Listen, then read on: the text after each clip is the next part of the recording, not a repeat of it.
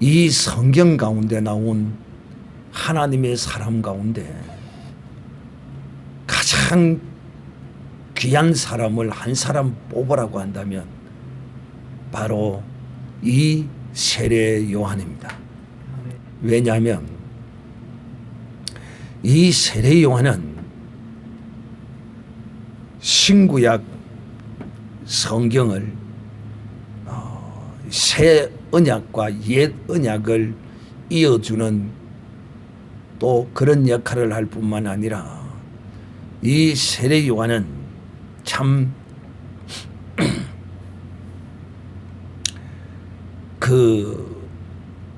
하나님이 쓰시는 그 쓰임받은 것이 참으로 우리 눈에 기이하고 특이하기 때문인 것입니다. 왜 기이하고 특이하다 이렇게 여러분에게 말씀드리느냐 하면 또 왜 이 성경의 인물 가운데 세례 요한이 가장 다 역할은 하지만 굳이 뽑아라고 한다면 세례 요한이 어떤 데는 최고의 인물로 제가 그렇게 여기고 생각하는 이유가 뭐냐 하면 이 세례 요한은 예수 그리스도의 모형의 삶을 살한 사람이기 때문입니다. 즉, 그 말이 무슨 말이냐면 이 세례 요한은 잉태로부터 죽음까지 예수 그리스도의 길을 먼저 산 사람입니다. 그러므로 그의 존귀함을 말하고자 하는 것입니다. 제가 여러분에게 지난 성탄 절기를 통하여 아브라함의 믿음, 다윗의 자손 예수 그리스도에 대하여 말씀을 하면서 마리아에게 잉태되어진 이 예수 그리스도는 이 마리아가 어떤 믿음, 누구의 믿음을 따라서 이처럼 예수 그리스도가 오게 되었는가에 대하여 여러분에게 말씀을 전가할 때 첫째 믿음의 사람은 아브라함이었다라고 말했습니다. 두 번째는 어떤 사람이냐? 두 번째는 삼손의 아버지 마노아입니다. 이 두 번째 하나님의 사람을 통하여 오실 자 하나님의 언약의 약속의 자손인 그 여인의 후손은 어떤 후손으로 올 것인가?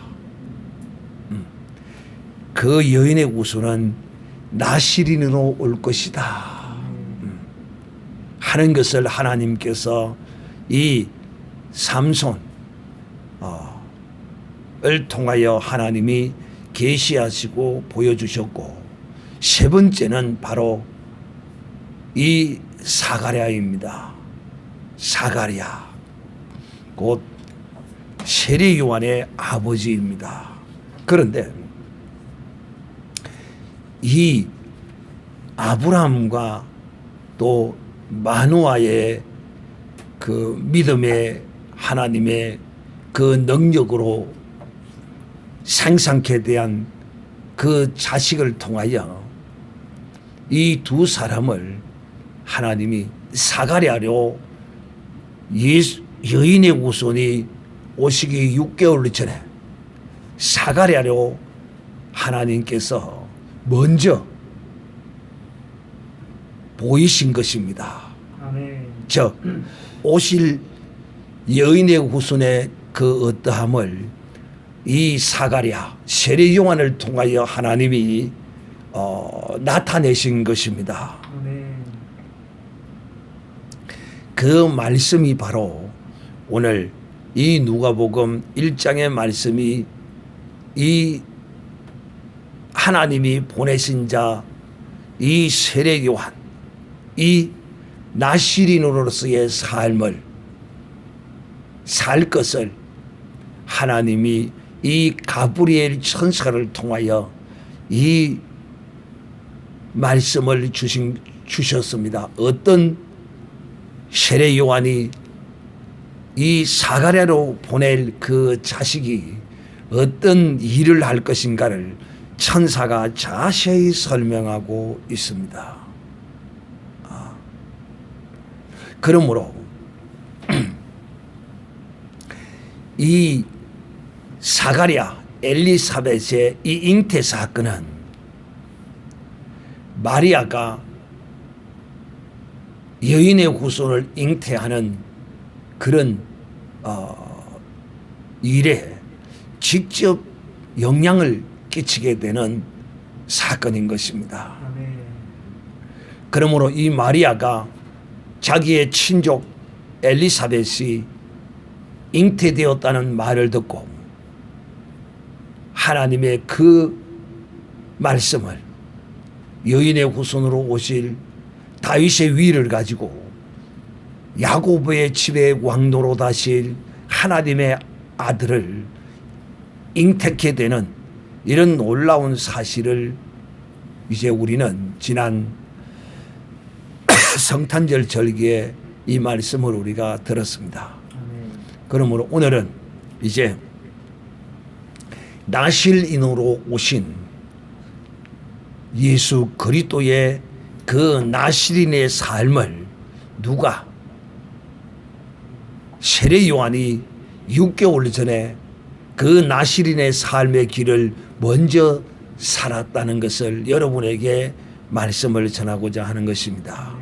그러므로 이 나실인의 삶, 이 나실인은 잉태로부터 죽음까지 하나님께 붙들림바 되고 쓰임바 된 사람이 바로 나실인입니다.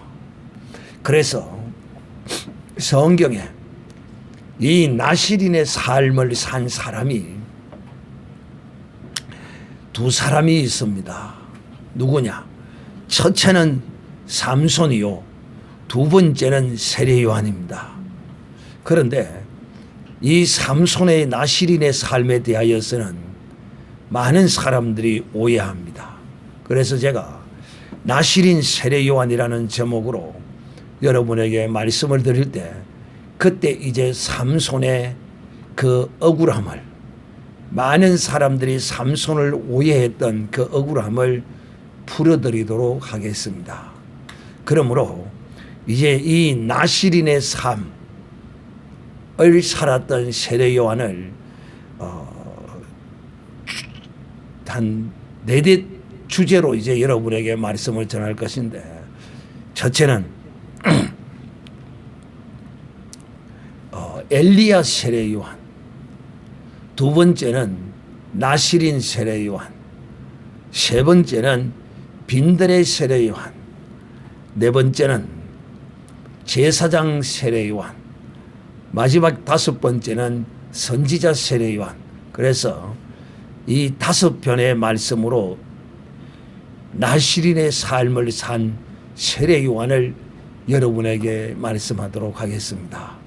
이 세례 요한의 나실인의 이 삶을 우리 주 예수 그리스도께서 그대로 세례 요한이 먼저 간 그 길을 우리 주께서 그대로 나실인의 삶을 하나님께 삶으로써 우리를 온전히 구원하게 되고 우리를 온전히 하나님의 나라에 들어가게 하는 이런 죄 사함의 은총을 우리에게 주신 사건에 관하여 이 세례 요한이 이런 중요한 일, 어떤 일, 예수 그리스도께서 가실 그 길을 먼저 가셨다는 것, 이것이야말로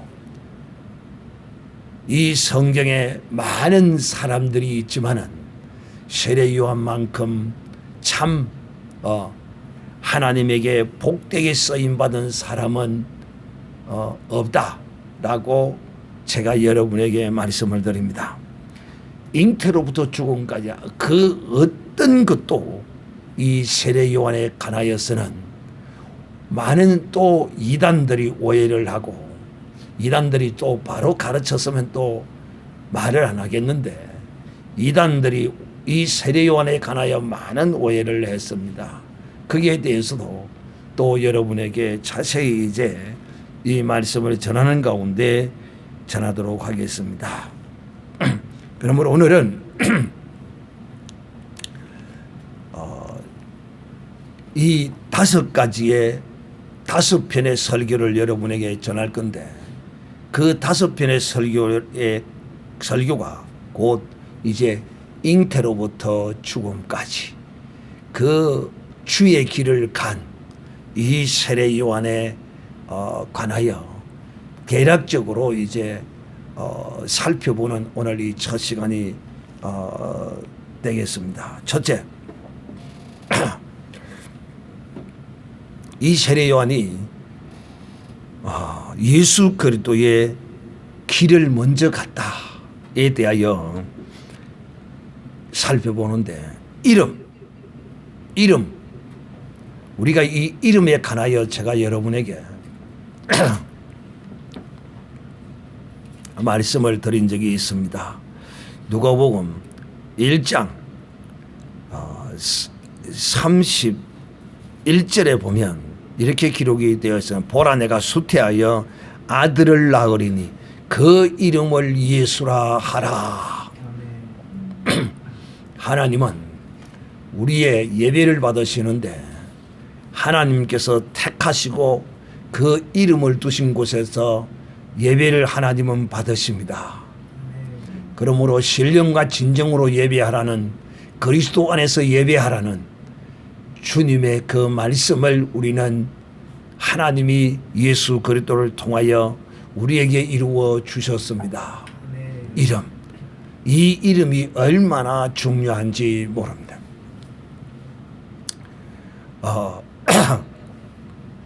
하나님께서 이 사가랴에게 찾아오십니다. 사가랴에게 찾아오셨는데 그 사자인 가브리엘 천사를 보내셔서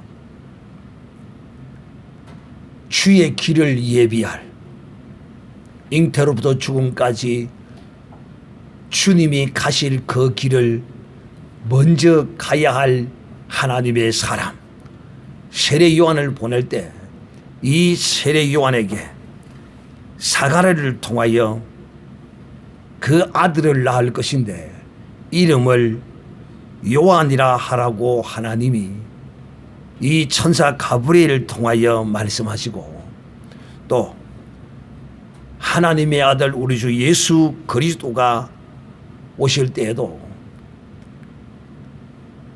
다윗의 자손 요셉에게 하나님이 나타나셔서 그에게 하나님의 아들이 너를 통하여 나올 것인데 오실 것인데 그 이름을 예수라 하라 하심으로써 이름도 이 세례 요한이 예수 그리스도를 앞서서 천사 가브리엘을 통하여 이미 나시기 전에 세례 요한이 나기 전에 천사 가브리엘을 통하여 이 이름을 받았습니다. 그래서 이 이름도 앞서가는 그런 것을 우리가 볼 수 있습니다.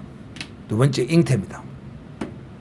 두 번째 잉태는 정확하게 6개월 전에 먼저 엘리사벳에게 잉태가 되어집니다. 이 잉태도 이 엘리사벳의 이 잉태도 하나님의 전적인 은혜를 통하여 이 엘리사벳과 사가랴가 하나님께 무슨 특별한 은총을 받을 만한 뭔가가 있어서 그렇다기보다도 굳이 하나님의 이 엘리사벳이 은총을 받을 만한 무엇이 있다고 한다면 그들은 진실로 하나님의 거룩한 율법을 따라서 그 계명을 어기지 아니하고 정말 저들이 철저하게 지키며 순종하며 믿음으로 행한 사람입니다. 성경은 그래서 그들을 의인이다, 어렵다라고 이렇게 기록하고 있는 것을 볼 수 있습니다. 그러나 어찌 엘리사벳과 사가랴만 그 당대에 하나님 앞에 어렵게 살았겠습니까?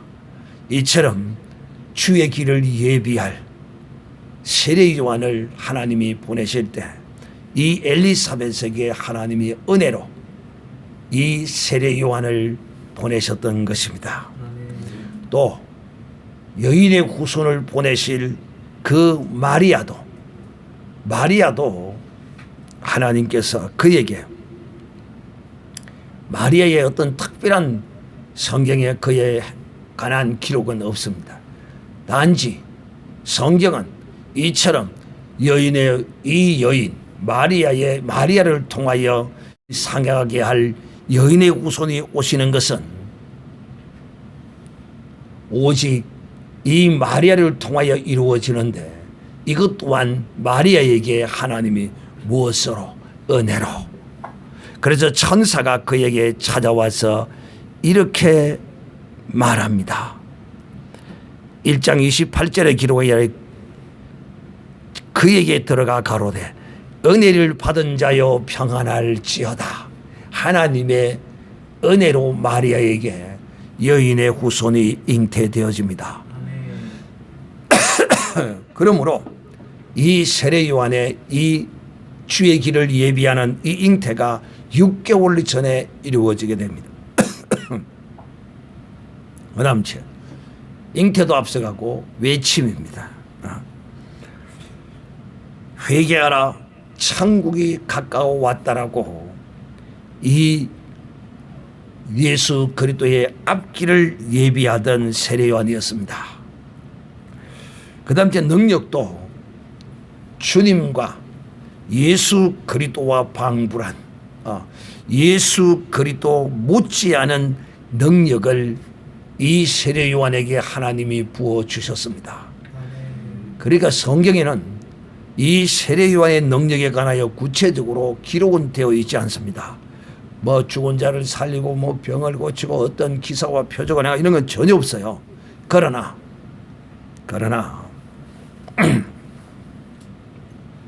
예수 그리스도와 능력이 방불한 주님과 똑같은 능력은 아니죠. 그러나 예수 그리스도의 능력에 못지않은 그런 능력자로서 그 시대의 많은 사람들에게 능력의 선지자로 알려졌습니다. 그 기록들은 누가복음 1장 17절에 기록되어 있고 또 마태복음 14장 1절에서 2절에 기록이 되어 있고 특별히 또 마가복음 6장 14절에도 보면 이 능력이 어떠했는지 하면은 헤로드 왕이 예수의 능력을 행하는 그 말을 듣고 죽은 자를 살리고 문둥병을 고치고 막 이러는 모습을 전해 듣고서는 저거는 내가 세례 요한을 죽였는데 세례 요한이 예수 그리스도를 통하여 다시 살아났다 라고까지 할 정도로 세례 요한의 능력이 그 시대에 대단했습니다. 그러니까 아무도 어느 누구도 감히 이 세례 요한에 관하여 당대의 유대 종교 정치 권력 어떤 자들도 이 세례 요한이 광야에서 외칠 때 함부로 대하지 못했습니다. 그 능력이 대단했기 때문입니다. 그래서 능력도 앞서갑니다. 그 다음 이제 직분입니다. 직분도 앞서가는데 세례 요한은 누구냐 하면 바로 제사장입니다. 제사장. 자, 우리는 이 세례 요한의 제사장됨에 대하여 누가 세례 요한을 제사장으로 세웠는가 하는 것입니다. 세례 요한의 제사장됨은 예수 그리스도의 제사장됨 같이 예수 그리스도께서 제사장 되시면 히브리서 7장 16절에 보면 하나님의 능력으로 하나님께서 일방적으로 예수 그리스도에게 기름을 부어서 제사장으로 삼으셨다는 것입니다. 그러면 세례 요한도 하나님께서 제사장으로 삼으셨는데 세례 요한은 그 당대에 유대 종교의 그 제사장의 결례를 따라서 제사장으로 세워지지 않았습니다. 즉, 이 세례 요한의 제사장됨은 그 혈통이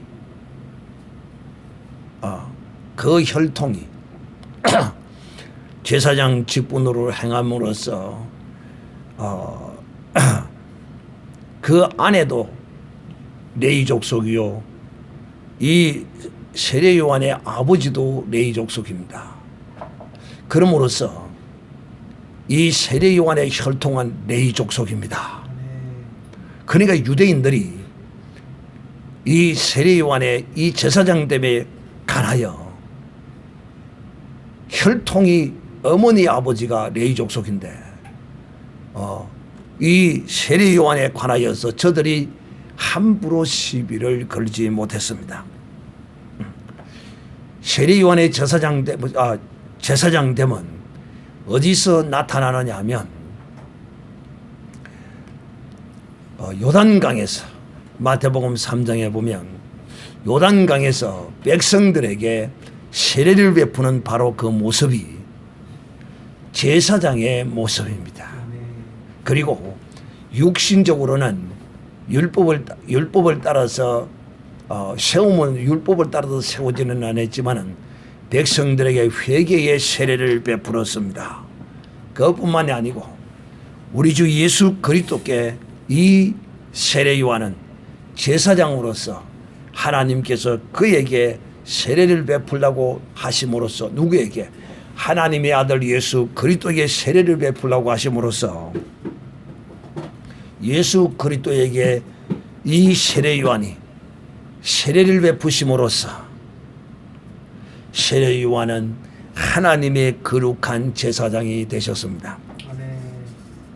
이제 직분으로서 세례 요한은 선지자입니다.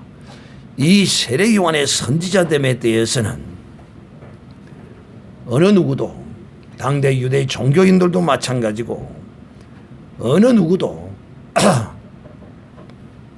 세례 요한의 선지자됨에 대하여 시비를 거는 사람은 없습니다.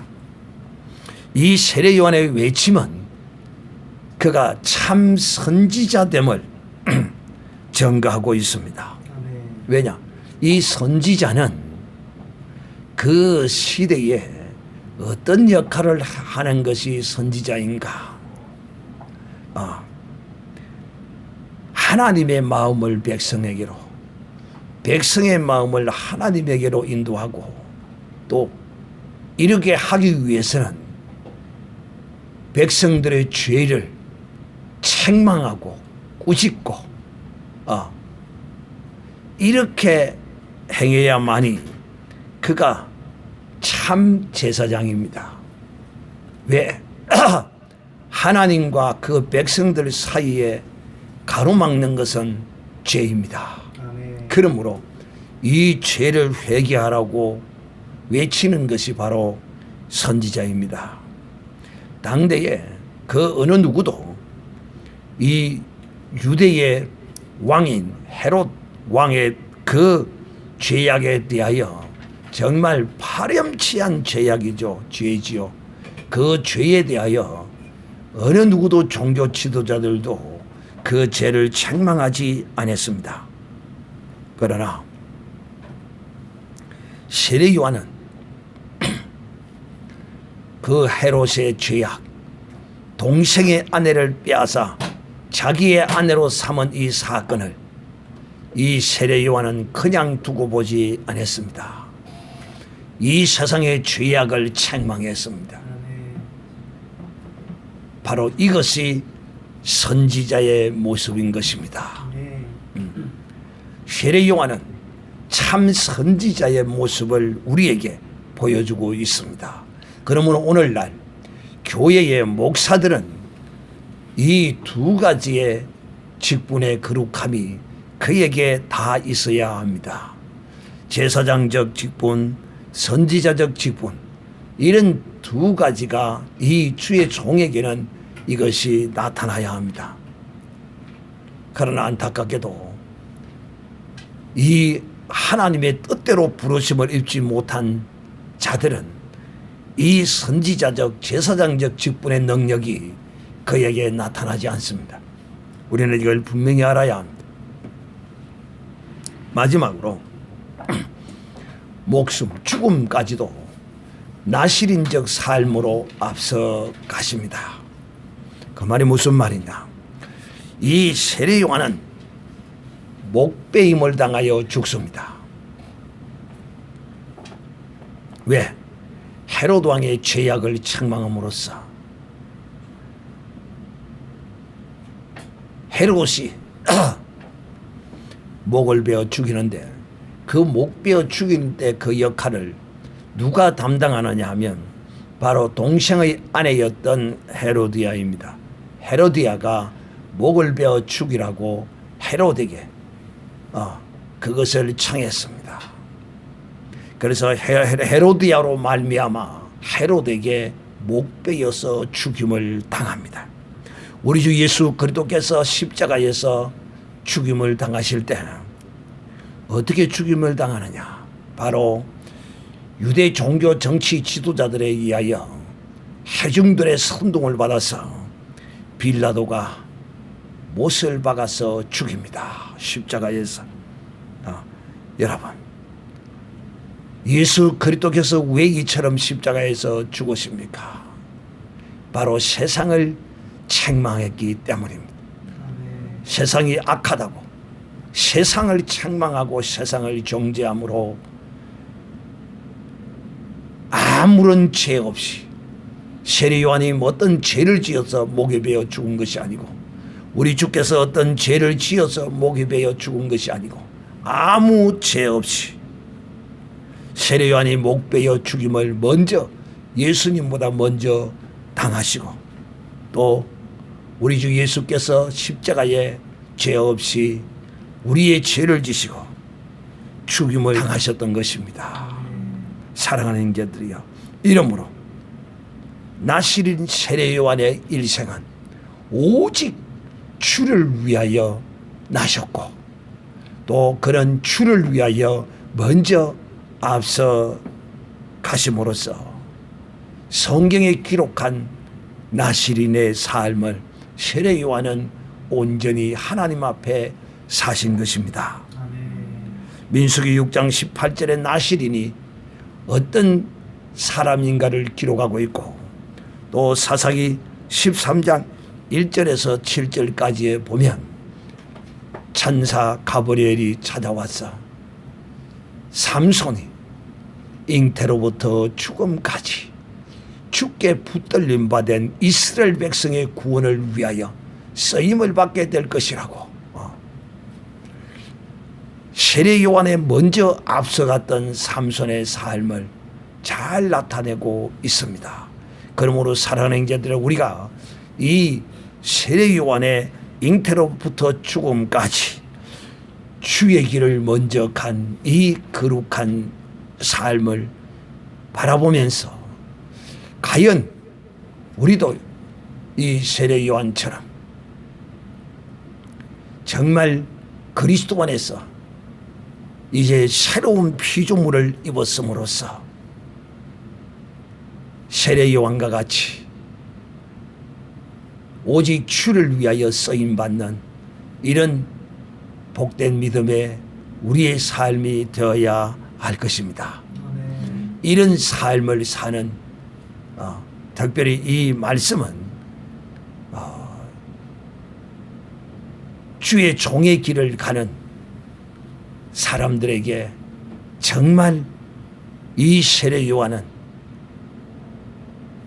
학습되어져야 할 정말 교과서 같은 믿음의 사람임을 알고 또 특히 우리 모든 그리스도인들에게 있어서도 이 세례 요한의 이 나실인적 삶, 우리 주 예수 그리스도의 이 나실인적 이런 삶이 바로 믿음으로 사는 하나님의 사람의 삶이라는 사실을 우리가 알고 이렇게 살고자 몸부림치고 애쓰는 이런 복된 삶을 살아야 할 것입니다. 신년 올해 2025년 첫 주 첫 시간에 우리는 이 세례 요한의 하나님 앞에 쓰임받은 거룩한 이 삶을 세례 요한으로만 우리가 알고 배우는 것이 아니라 우리가 이를 통하여 정말 이제 우리의 삶이 진실로 세례 요한과 같이 하나님 앞에 온전히 내 죽음도 주를 위하여 죽게 되는 이런 오직 주를 위한 이런 삶을 우리도 살게 해달라고 오늘 이 시간 하나님 앞에 우리 한번 간절히 기도하도록 하겠습니다. 다 같이 기도하겠습니다. 주여